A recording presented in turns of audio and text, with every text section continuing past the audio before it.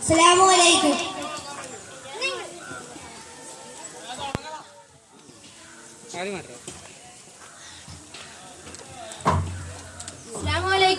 വലൈക്കും. ബാക്കി നാളെ. നീ എന്താണ് സലാമിനെ കളിയാക്കുകയാണോ? അതിനും വേണ്ട ഒരു ചേഞ്ച്. എന്നെപ്പോലുള്ളവരാണ് ഇസ്ലാമിന്റെ ആചാരങ്ങൾക്കും അനുഷ്ഠാനങ്ങൾക്കും മാറ്റം വരുത്തുന്നത്. നിനക്കറിയുമോ, ഒരിക്കൽ നബി സല്ലല്ലാഹു അലൈഹി വസല്ലം പറഞ്ഞിട്ടുണ്ട്, നിങ്ങൾക്കിടയിൽ പരസ്പരം സ്നേഹമുണ്ടാവണമെങ്കിൽ നിങ്ങൾ സലാമിനെ പരത്തുക എന്ന്. മാത്രമല്ല സലാം ഒരു ദുആ കൂടിയാണ്. ആ സലാമിനെയാണോ നീ കളിയാക്കുന്നത്? ആര് പറഞ്ഞ സലാമിനെ ഉണ്ടായാലേ സലാം ഉണ്ടാകുമെന്ന്? ഞാൻ വ്യക്തിയുമായിട്ട് സ്നേഹത്തിലാണല്ലോ, അത് സലാം ഉണ്ടായിട്ടല്ലോ. അതൊക്കെ പോട്ടെ, നിന്റെ പഠനാവസ്ഥ ഇപ്പൊ എന്താ?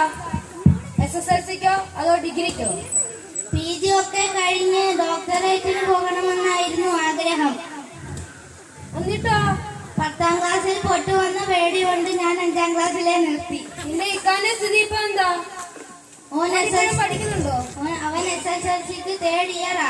SSLCക്ക് തേർഡ് ഇയറാ? അതേടാ മണ്ട, അവൻ 3 വർഷമായി തോക്കുന്നു. എത്ര വിഷയത്തിൽ പൊട്ടി? ആദ്യത്തെ 5 എണ്ണത്തിൽ പൊട്ടി, 2ാമത്തേലും പരാജയപ്പെട്ടു. അല്ലാ, ബെസ്റ്റ് ഫാമിലി. അതൊക്കെ പോട്ടെ, നീ ഇപ്പൊ ആരെയാ കാത്തു നിൽക്കുന്നത്? ഉമ്മാനെയാണോ? ആ കളവിയെ ഞാൻ ഒരു വണ്ടിയിൽ കയറ്റി വിട്ടിട്ടുണ്ട്.